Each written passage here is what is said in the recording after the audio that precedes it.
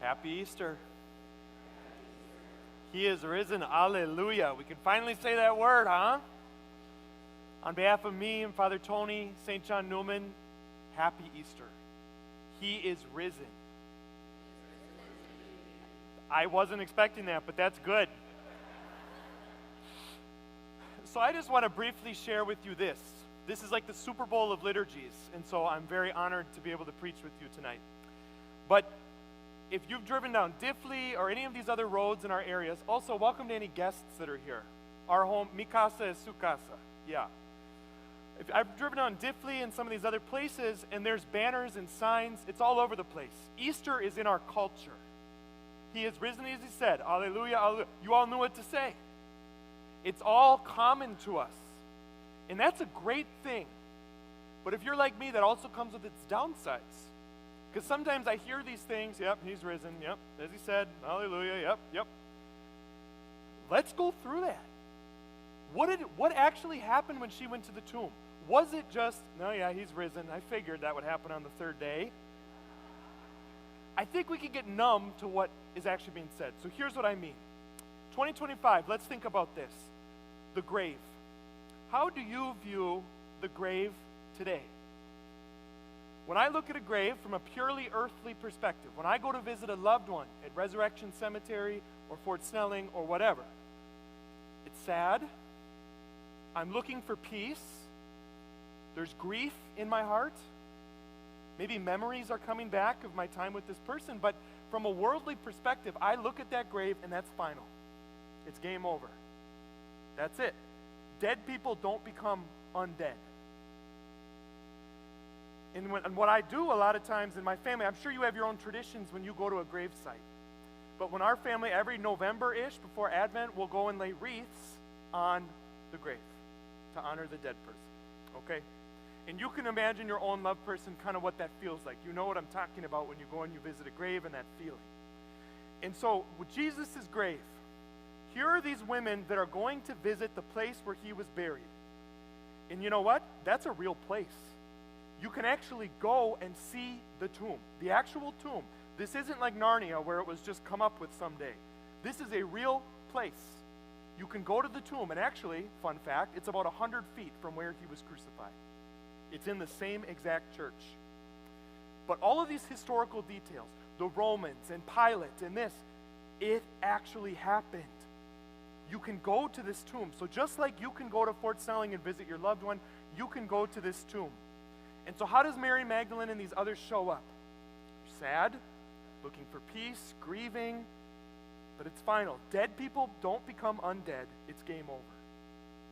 And you know they felt that way because Peter and John, Jesus' best friends, didn't even bother to show up. They were saying to themselves, he wasn't who we thought he was. They were saying to themselves, wow, I thought Jesus actually was going to save us. And imagine their thoughts watching him be killed. I thought he was going to save us. These people that put him to death, the evil in the world that put him to death, I thought that he was actually going to save us, and then those exact people killed him. Evil always wins. That's what they're thinking. That's what these people are thinking.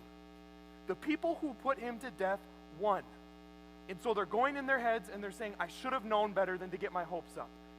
I knew it was too good to be true. And what do I mean by this? When they put Jesus to death, it wasn't just, okay, you're going to go in timeout for a little bit over here. We don't like you. No, they laid their ace card.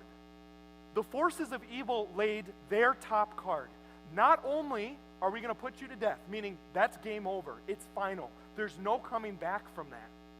But we're going to put you to death in the worst way possible. Humiliating, agonizing, long, horrible. They played their ace card. And so this is the disappointment. On top of the normal grief and frustration that you would feel going to a loved one's graveside. This is what they feel. Bottom line, Jesus said he was God. I actually believed him, and evil won. They laid their ace, and they beat us. Or did they? All right, let's go back to your loved one's tomb. What if you showed up at your loved one's tomb, okay? You're going to Fort Snelling or whatever. And you get there, and it's dug up. You're like, what the? You're looking around. The coffin is open. The vault is unsealed. What are your thoughts? I actually am not going to say my own thoughts out loud. But someone took the body. I'm thinking, 1, I'm calling the police. 2, that's messed up. And 3, they've already passed away. Can't you just let me grieve in peace? You gotta be kidding me. You're gonna steal my loved one's body?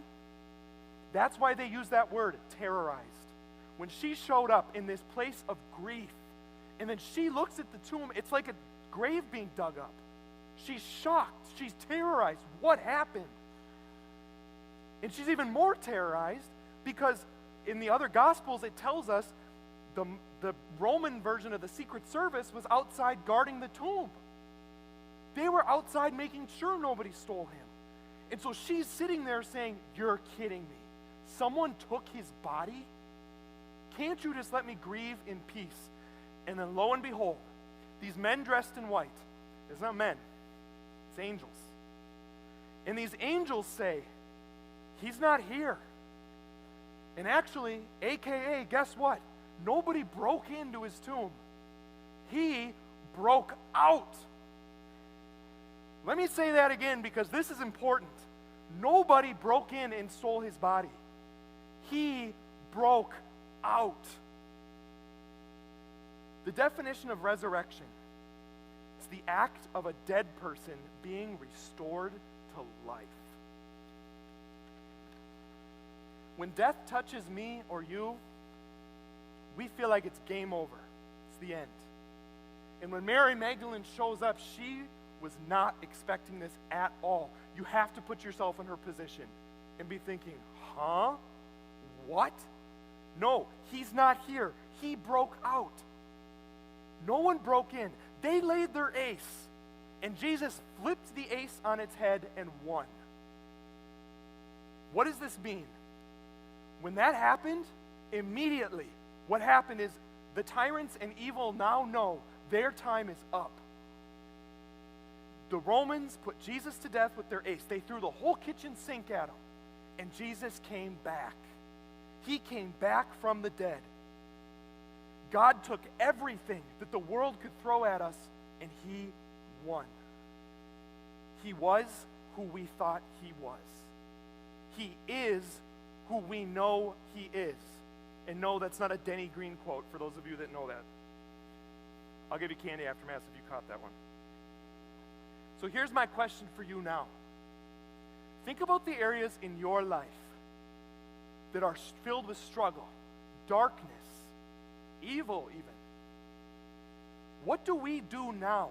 That's what I'd be thinking if I was her at the tomb. Okay, what? He broke out? What do I do now? That's the whole question of the Christian life. Based on what Jesus has done, what do you and I do now in our lives? Here's my answer. You live with hope. Whatever you're going through today, I don't know what it is. Maybe it is indeed the loss of a loved one who you have now buried, coffin sealed. Maybe it's a relationship issue, financial issue. There's something going on in your life, an addiction. Because of that, we live with hope. Regardless of what ace you feel like evil is playing against you in your life today, God turns it on its head. In 2025, you have access to that victory. And so here's my question. Will you live with the hope knowing that regardless of what you're going through, God wins? Will you take the on-ramp to the freeway that Jesus paved that leads to heaven? Will you step on his coattails and go with him and break out of the tombs of your life, even if you feel like the kitchen sink is being thrown at you? Nobody broke into Jesus' tomb and took him. Someone, Jesus, broke out. Will you let Jesus break you out of your own place of death and suffering and win in your life?